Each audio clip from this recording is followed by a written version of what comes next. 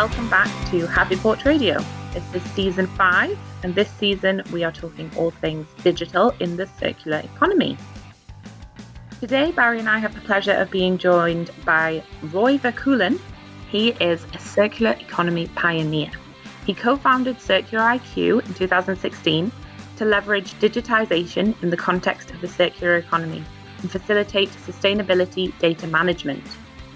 CircularIQ developed CTI Tool for the World Business Council for Sustainable Development. CTI Tool allowing businesses to measure their circular performance using a framework that is globally recognized.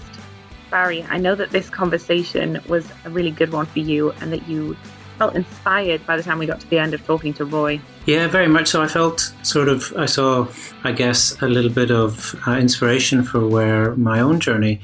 CircularIQ started out with their intention of building software to help make businesses more circular, and particularly with procurement.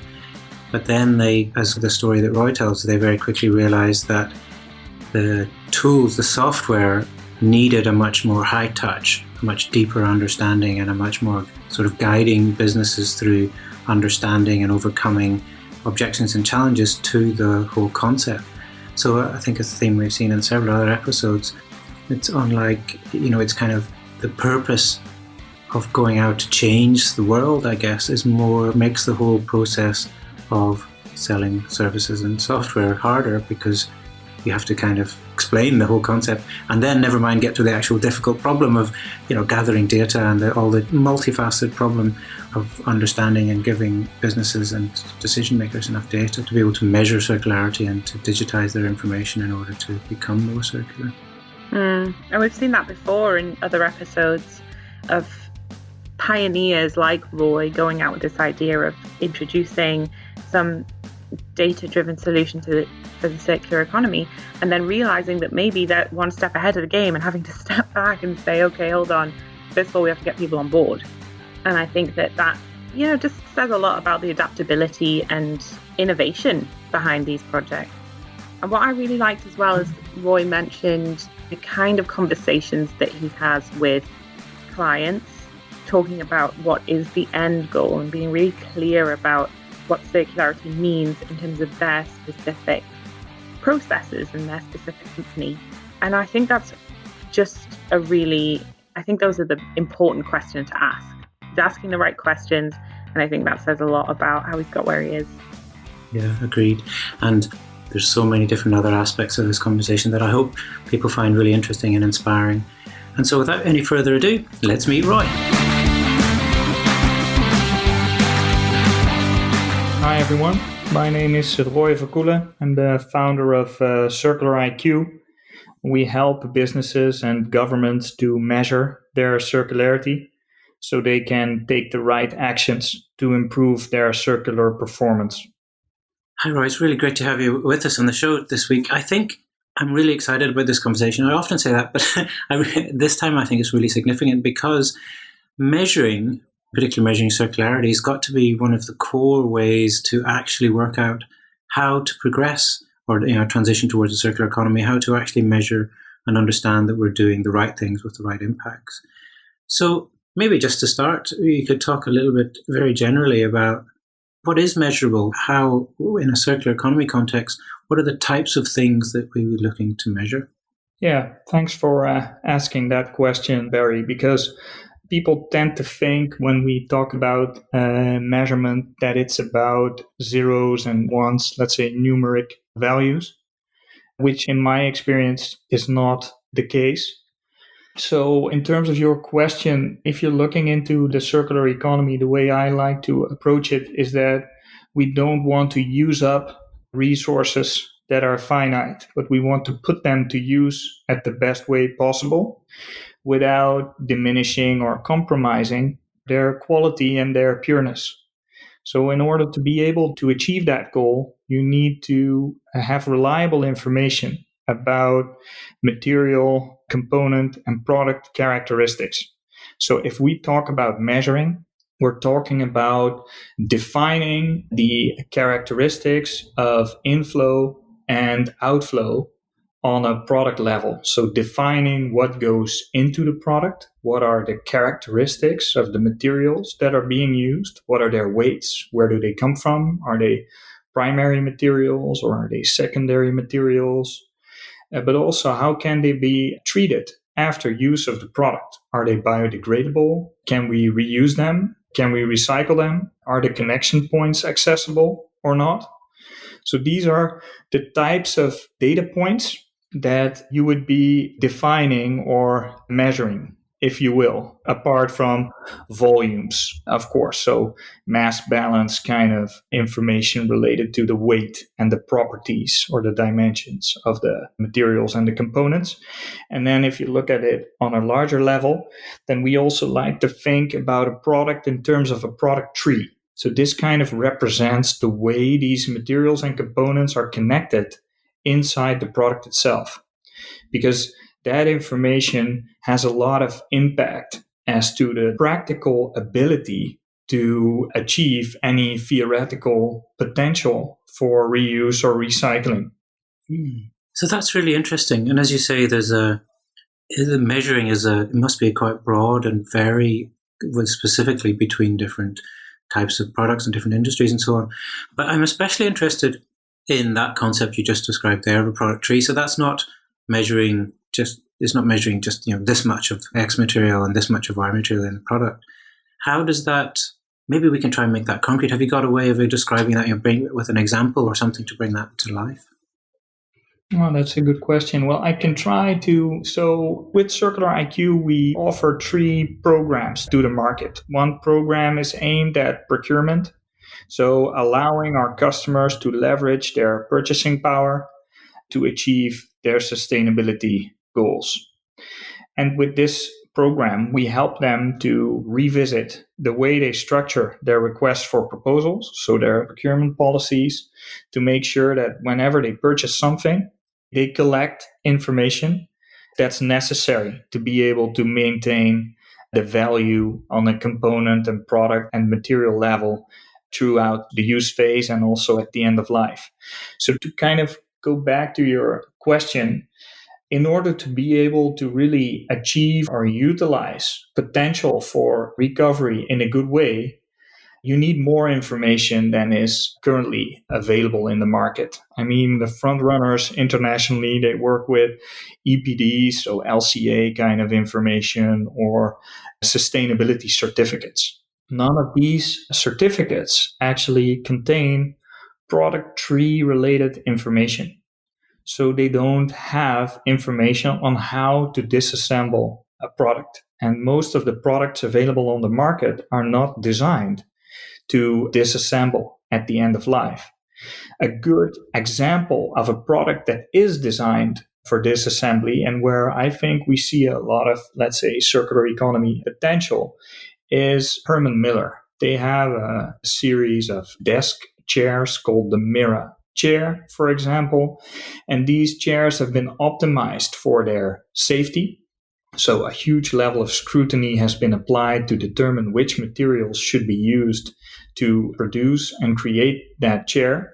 And at the same time, they really went all in to make sure that these chairs could be disassembled in a very easy way without compromising the quality of the individual materials used to create the chair. So this is where you try to have a design that is as less complicated as possible and where you work with, let's say, mono materials that are disassembled in a way or assembled in a way where they can be disassembled very easily. So you have reversible connection points, accessible connection points, and connections that you can reverse with normal hand tools. So am I right in thinking, Roy, that at Circular IQ, you work with companies in terms of developing products in a more sustainable way, but also working with companies in terms of procuring more circular products? Is that right? Yeah, I guess so. So if we look at the programs we offer to the market, then we see that these programs have traction in, let's say, different areas of the market. So if you look at the EU policies related to sustainability and the circular economy, then what we see is that there's a huge pressure from national governments to source more circular. So this is also where we have a lot of, let's say, governments as our customers.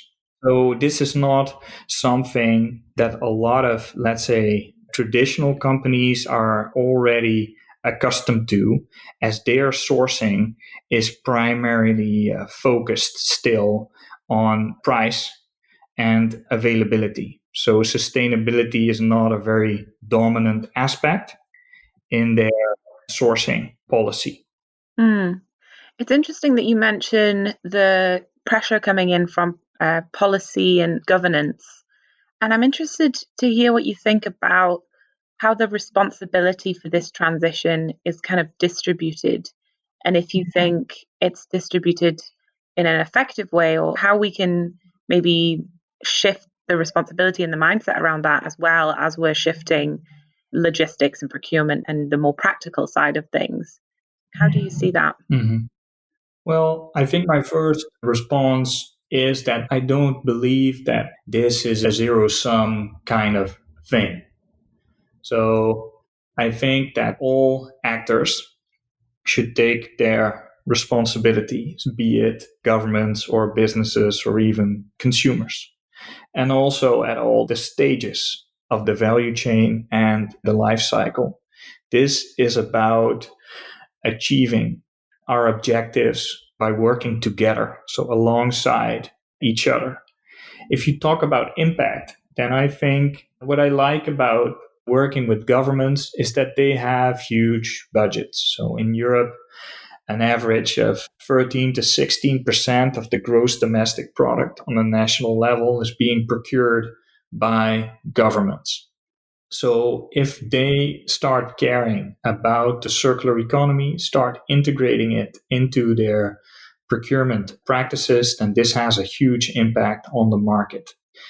And I also like working with businesses because I really see them as a very important lever in achieving the circular economy, because in the end, companies have a very important say in the design and even the delivery, so the business model behind the products that they put out there in the market. And I think what we've seen in the past years is a huge, let's say, ignorance on a business level related to the impacts of the product that they are pushing into the market. And if you look at the problems we face with resource depletion, waste, pollution, plastics in our ocean, a lot of these problems are directly related to the way we produce and also consume products. But I believe that production companies have a very important role to play also in the consumption aspect. Yeah, I picked up on a phrase from your website that I think you also mentioned here. It was giving the opportunity to activate your entire supply chain, which you just touched on in terms of specifically coming from that position of government organization, where it's kind of starting the ball rolling in terms of procuring and supporting these more circular products and businesses. You also mentioned, in terms of who you're working with, that you like to work with governments because they have a lot of money to spend on this sort of thing. Do you think that this is still that these solutions are still very much only within the grasp of people or organizations that do have the income to spend on this? Obviously, circularity is still kind of in the minority in terms of our economic system. And do you think that finances is an issue there?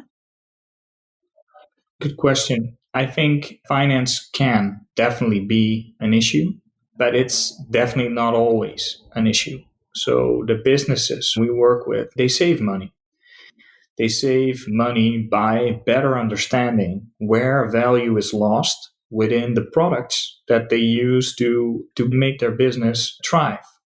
By better understanding where value is lost inside these products and which aspects of these products impact human and environmental health, they put themselves in a position where they can take control over the environmental impact and also resource depletion and waste-related aspects to their production. And if we look at legislation, we see that within the European Union, incentives are now being put in place to tax carbon emission, to ban single-use plastics. So there's a very powerful trigger for businesses to approach this in a more proactive way. So I don't think in the majority of cases, sourcing more sustainable leads to increased prices. In fact, I rarely see examples of that. So I don't think that that's really an issue. I do think that within governmental organizations, but also within businesses, there's kind of this anxiety for the unknown. So people don't like to embrace something new because they understand their current operating process. And this is kind of the same with starting to embrace the circular economy. It's something new. You don't exactly know what you're getting yourself into.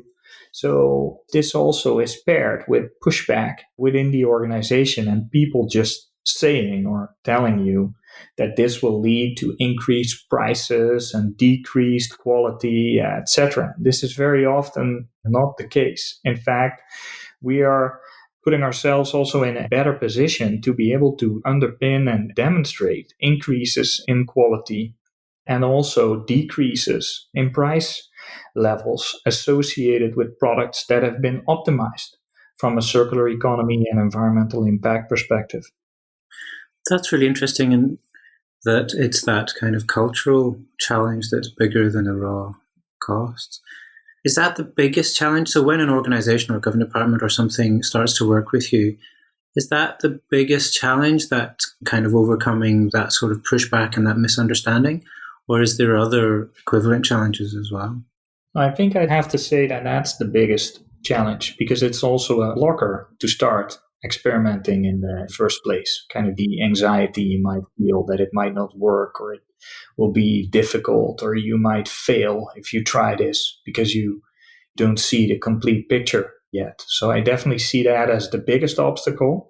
And it has also been a very important part of our learning journey as a business, because we started Circular IQ as a software company, delivering software to help you use your purchasing power to achieve your sustainability goals. But we found out that before people are prepared to start working with software, all these kind of cultural obstacles need to be overcome.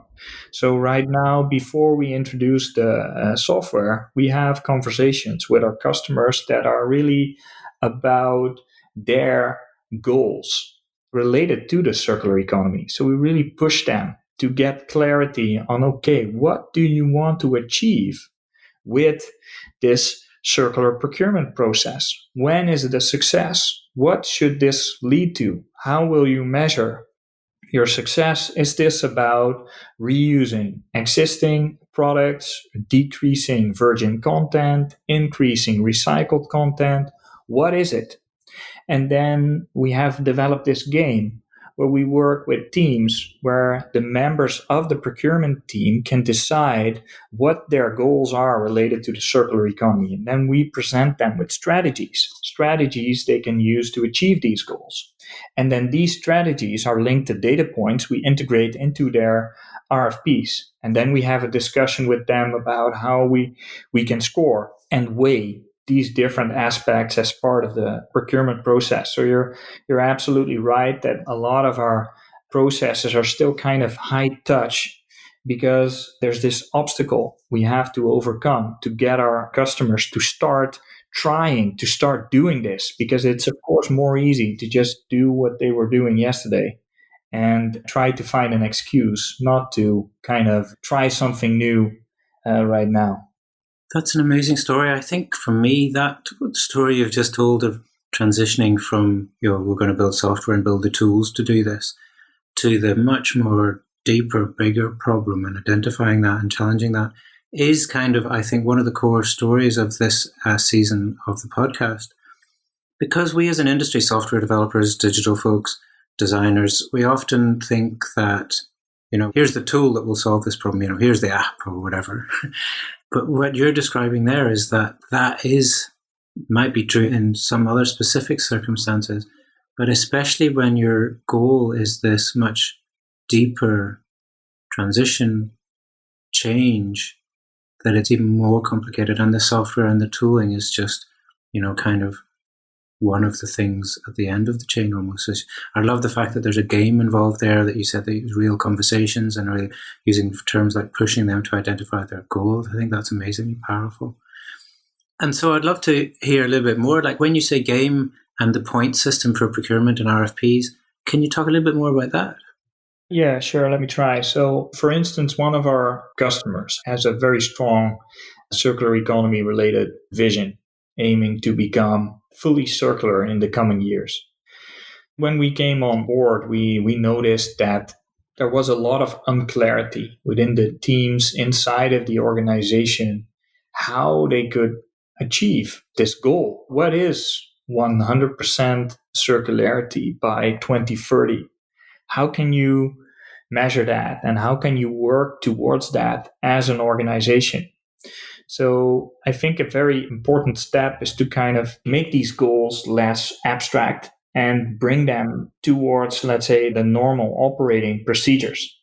So we found out discussing about these goals that stepping away from using virgin materials was very important. On the one hand, because the types of materials they use have a huge carbon emissions, they're finite materials, they have to travel long distances to reach them. So this was an important aspect.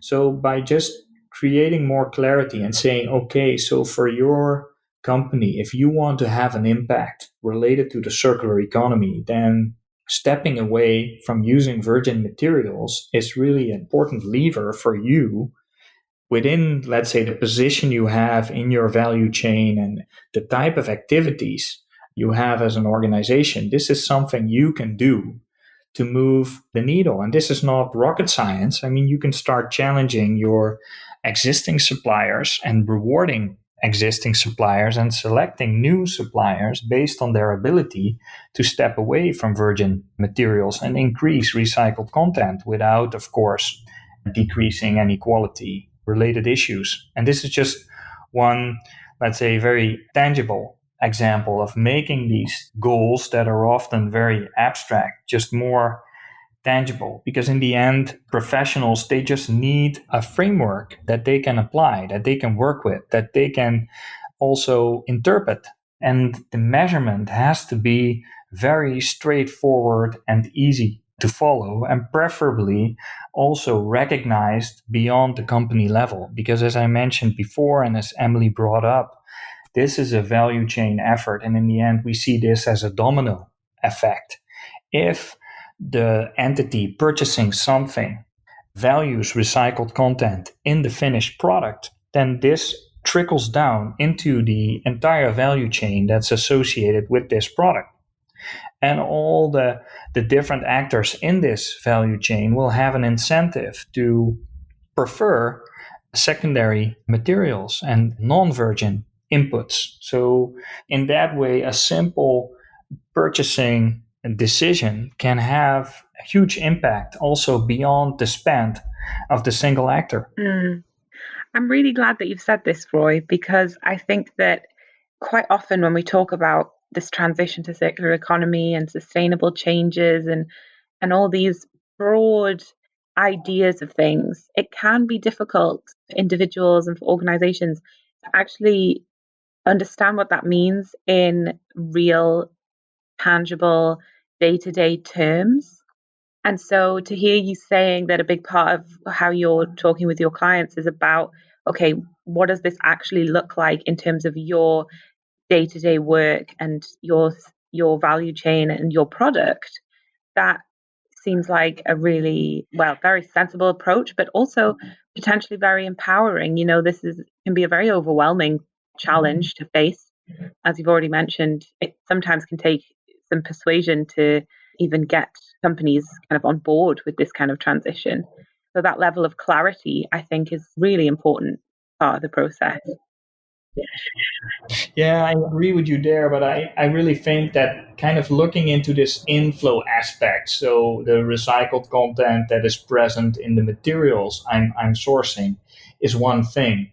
I think in the end, the biggest impact we can have, apart from what I just mentioned, is really pushing value chain partners to come up with take back schemes. Because with most of the products we're currently using, the problem isn't related to the theoretical potential to recycle on a material level. We have the tendency to use a lot of materials with recycled content in them. Our problem is that in our current manufacturing processes, we connect these materials to all types of other materials without thinking about the ability to disconnect them without harming their properties after use. And that's a real problem, because putting to use even recycled materials in a way where you cannot get them out of the product at the end of life, it's just destroying potential.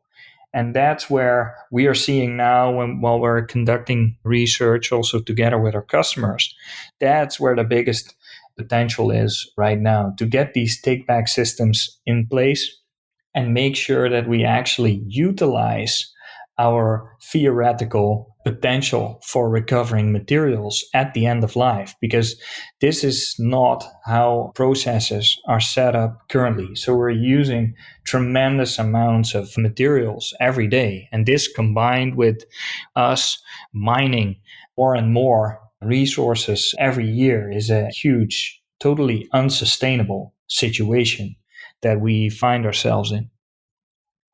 Yeah, and in terms of new products that are being developed, ensuring that in the design it is implemented that these products can be taken apart easily and therefore recycled effectively, to feed back into this reuse mindset, as you mentioned. You said, as you began talking about your clients, you said you ask them at the beginning, what does it look like when you've succeeded in getting to complete circularity? To kind of define that end point, to make the goal really clear. So if I were to take on your role and ask you that question, what does that look like for Circular IQ? I assume that maybe there's a point in the future where the kind of advice and support that the services you offer become, in a way, obsolete if circular economy becomes the norm and completely integrated into everyday life. Is that the dream? Good question. So my dream is, first of all, making this into the new normal. So making sure that businesses everywhere just know the properties of the materials they're using and selling. Because that's really where everything starts. If you don't track the material properties and register them on an individual unit level, then you'll start kind of losing potential already when you're starting to work with assumptions when you're talking about material properties. So because we are a software company, I think it will take some time before our role will be obsolete. Because I think in this new normal, data management related to the circular economy is very important. And that is the core of our service. The reason that right now we are offering consulting service is because our clients are not able to work with the software right now. So I think a first kind of step towards achieving our goal is to create more awareness that to be able to achieve a circular economy, you need to keep track of individual material properties throughout the life cycle of products, because otherwise you just cannot arrive at a circular economy, at least not the way I see it. And then I think once we start tracking all these materials, then I really see the value of marketplaces becoming available, where we can see which materials are out there in the market and which materials will become available at what point in time, and what's needed to use these materials for production purposes. So I think depending on the maturity level in the market, the needs for data management and reporting will start to differ. Right now, it's very high touch, creating awareness, allowing teams to take the first steps to experiment with embedding circularity into their RFPs. And once they become more aware and they've gained some experience, then their needs start to change and they're interested in tracking performance real time and in dashboards, in different types of reports, in impact overviews, stuff like that. Mm-hmm. So to dig into that in just a little bit more detail then, so the software tools and the things like the dashboards and the reporting and the data management and analysis, is that something, in terms of the software tooling, is that something that you have a platform for or a series of tools for, or is that something that is kind of more custom implemented depending on the exact scenario and the client and the sector? Yeah, good question. So first of all, I think there's a huge need for a globally recognized framework to measure circular performance. And I think with the circular transition indicators that were developed by the World Business Council for Sustainable Development, we have a very good uniform language that we can use everywhere across the world to measure circular performance in a uniform way. I think that's important because if we all start using our own definitions and our own, let's say, measurement schematics, then this can never work on a global scale. If I look at Circular IQ, I think so we're the software partner for the circular transition indicators from the World Business Council. So we developed the tool to measure circular performance in line with that globally recognized framework. So I think that's one thing. But apart from that, you have identities and, let's say, businesses that have their own brand and their own personal preferences.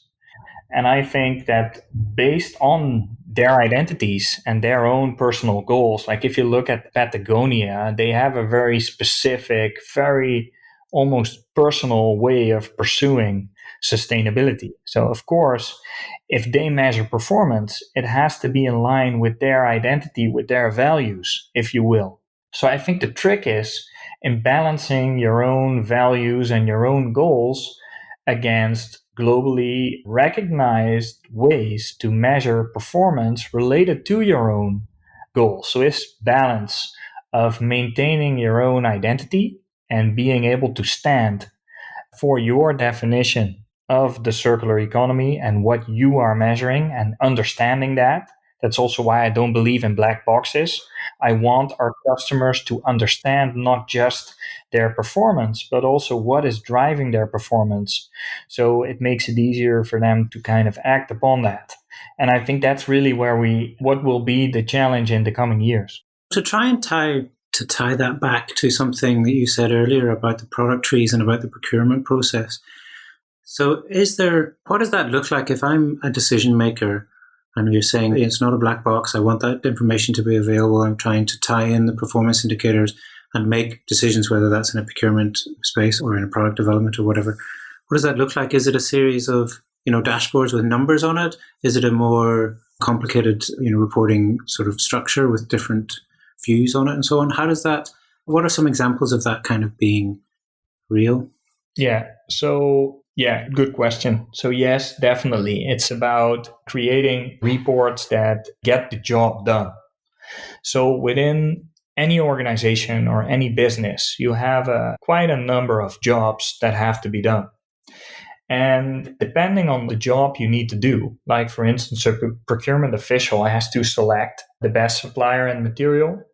So that's the job they have to do. So we provide them with product passports and tender reports that provide detailed insights as to which supplier and which material scores the best related to their own sourcing goals for this specific product category. If you then look at the contract manager, they have different types of reporting needs. And the same goes for the C-suite people and the product managers and the plant managers and the business unit managers. So that's why our goal with Circular IQ is really to be able to report on anything based on the data we gather, because depending on your role within the organization, you'll be looking for different, let's say, cross sections of data that you will be using to improve your decision making. And we just want to facilitate that. So it's about a large volume of different types of reports that are based on one data set that's generated in collaboration with suppliers, because that's how you have the highest data reliability. Mm-hmm. And I think that the detail you provided there provides, I think, a really fascinating insight into the size and the complexity of the problem. So we've talked a lot about that, just getting the clarity and overcoming the cultural and the mindset, sort of the high touch consulting as you describe. And then when you're actually in the process of gathering that data, that's a huge challenge, and creating those materials or product passports, and then creating all the views, and the depth and breadth of that challenge is just amazing. It must be. Is that something that is the challenge something that is daunting for you, or is it sort of like, this is the right thing to be doing and enjoying the challenge of Well, it depends when you ask. But I think most of the time our role is to help our customers to feel that they can take control over this topic. So to try to make this complex topic tangible and actionable for them. That's our first job, to help them understand what they can do to get their job done in a good way. And once we've succeeded for one person within a company or a group of persons within a company to get their job done in a better way related to the circular economy, then that's where we try to expand and really try to get them to activate other teams within the organization and work more closely with suppliers, but also with customers to really start grasping potential related to improving their impact. I'm really totally inspired by that story there. I feel very connected to what you're describing, like coming from software. And then what I wish we had more time to dig into is kind of some of the motivations, because it's obviously very clear that all the way through this, you're talking about the end result, the goal being of, trickling down or changing the conversation in the value chain and activating the value chain. And which means that you're not shying away from this very fascinating, big, multifaceted problem. So it would be wonderful to explore that in more detail. But as we're running out of time, so for our listeners who do want to find out more about that, more about yourself and the work that you're doing, where should they go? They should go to ctitool.com or circulariq.com.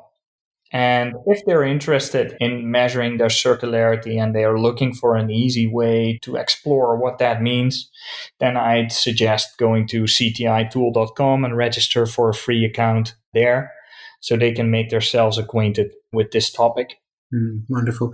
And we'll make sure we link to those and to the other things that we've mentioned on the show notes at happyporchradio.com as well.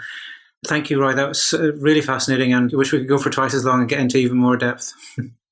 Yeah, thank you, Barry and Emily, for having the opportunity to participating in this podcast series. Thank you. Thanks. You can find notes and links from this episode, plus a full transcript at happyporchradio.com. If you are enjoying the show, please take a moment to give us a positive review on your favourite podcast app. Thanks for listening to Happy Porch Radio.